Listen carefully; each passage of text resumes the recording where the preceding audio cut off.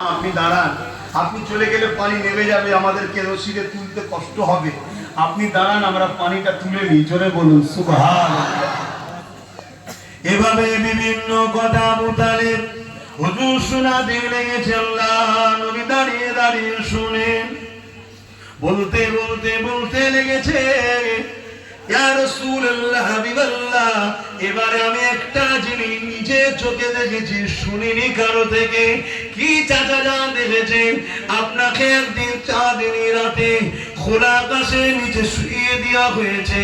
আমি আপনাকে দেখার জন্য আগে আসতে লাগলাম, হঠাৎ করে আসমানের দিকে নজর পড়লো, আকাশের চাঁদটা দ্রুত জমিনের দিকে নেমে আসছে।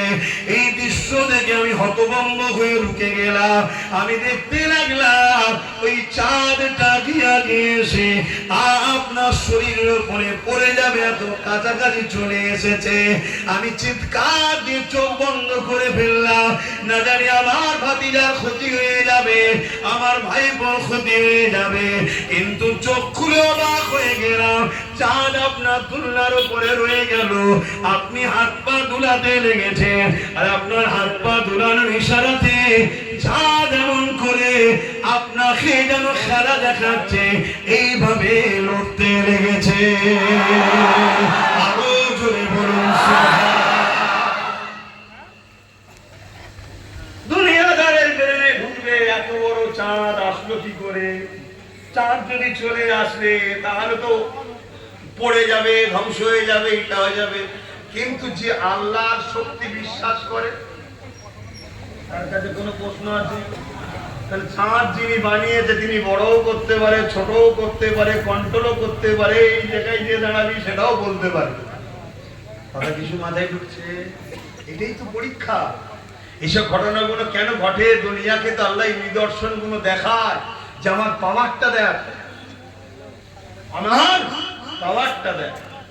তো ভাইয়ের আমার, এই আলোচনাগুলো যে হচ্ছে বলুন, এতে আমরা খুশি হচ্ছি না বেজার হচ্ছি? আমাদের মনটা বড় হচ্ছে না যে আমাদের নেতা তো তিনি, যার জন্য চাঁদ খেলনা হয়ে এসেছে? জোরে বলুন সুবহানাল্লাহ। আবার বড় হয়ে দুনিয়াবি বড়, দুনিয়াবি বড়। কারণ নবী পাক সাল্লাল্লাহু আলাইহি ওয়াসাল্লামের চাচা হযরত আব্বাস রাদিয়াল্লাহু তাআলা আনকে জিজ্ঞাসা করা হয়েছিল, আয় হযরত আব্বাস, আপনি বড় না নবী বড়? আপনি বড় না নবী বড়?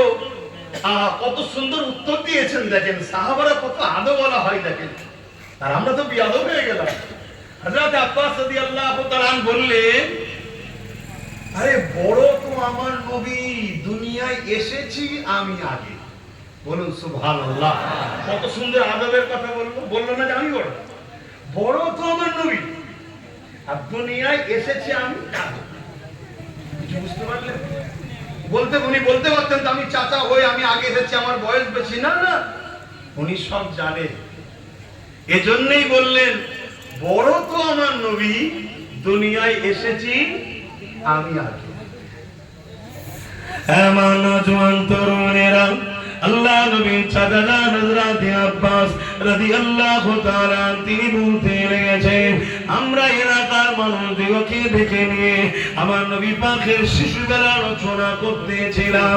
আল্লাহ নবী মাহফিলে চলে আসলেন, আমরা হুজুরকে দাঁড়িয়ে সালাম দিলাম। আল্লাহ নবীকে বললাম একটু হাজিরি দেন।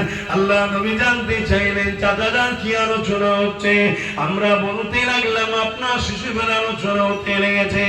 আল্লাহ নবী বলেছিলেন, চাচা যান আপনারা যে আমার শিশুবেলা আলোচনা করছে, এটা শুনে আমি বড় খুশি হলাম, এবং আপনাকে খুশির সংবাদ দিই, আপনাদের এই মাহফিলে আল্লাহর অগণিত রহমতে ফেরেশতারা আসা শুরু করেছে।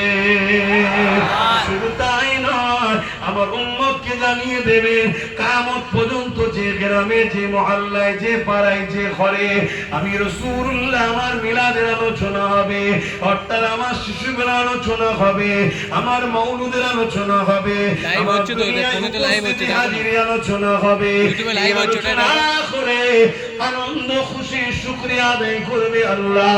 আমি রাসূলুল্লাহ জানিয়ে দিই, ওয়াজাবাত লাহু শাফাতি, তাদের জন্য আমি নবী আমার শাফাত ওয়াসি হয়ে যাবে।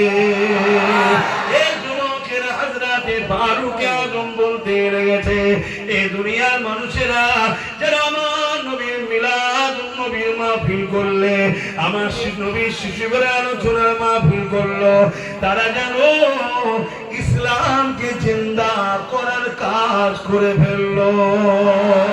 হযরতে আবু বকর সিদ্দিক বলে, وقال أبو بكر الصديق أن أنت قادر من على قراءة مولد النبي صلى الله عليه وسلم كان رفيقي في الجنة।